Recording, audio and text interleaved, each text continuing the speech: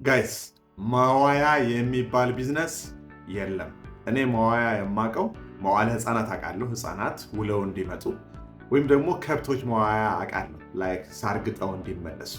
በተረፈ ግን ቢዝነስ መዋያ በጭራሽ አይደለም። ብዙ ሰዎች ሲናገሩ እሰማለሁ።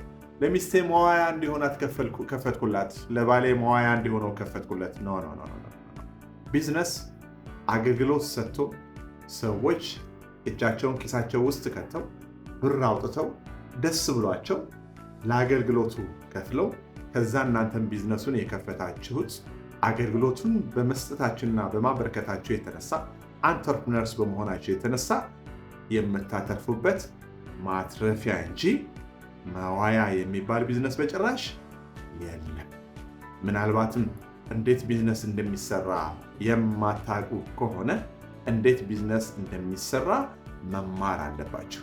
ምናልባትም አንዳንድ ጊዜ የራሳችሁን ቢዝነስ ከፍታችሁ ከራሳችሁ ከምትማሩ ይልቅ ሌሎች የተከፈቱ ቢዝነሱ ሄዳችሁ ተቀጥራችሁ ሙያ ተምራችሁ ከዛ የተማራችሁትን ሙያ ወስዳችሁ እየተከፈለው መማር ማለት ነው።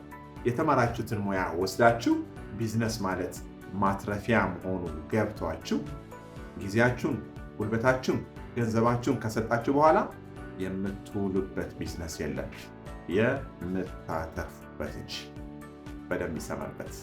እንዴት ማትረፍ እንደሚቻል መማር ስትፈልጉ ኢንቦክስ አድርጉልኝ፣ እንገናኝና እናወራለን። ሁላችንም ወዳቸዋለሁ። አንድ ቻሌንጅ ግን ልስጣችሁ። የአንተ ቢዝነስ ሳትዋሹ ነገር ማትረፊያ ብላችሁ ነው የጀመራችሁት? አገልግሎት ሰጥታችሁ ማለት ነው ወይስ ሙያ ብቻ ብላችሁ ነበር የከፈታችሁ? ቼክ ዮርሰልፍ። ሙያ ብለው ከፍተው የከሰሩ ብዙ ማውቃቸው ሰዎች አሉ። ያውም እኮ ማአት ገንዘብ ከፍለው። ቻሌንጅ ዮርሰልፍ። መዋያ ነው የከፈትከው ወይስ ማትረፊያ ነው? አሁንም ኢንቦክስ አድርጉልኝ። ሁላችንም ወዳቸዋለሁ። ሲዮላ ዘቶ ታንክ ዩ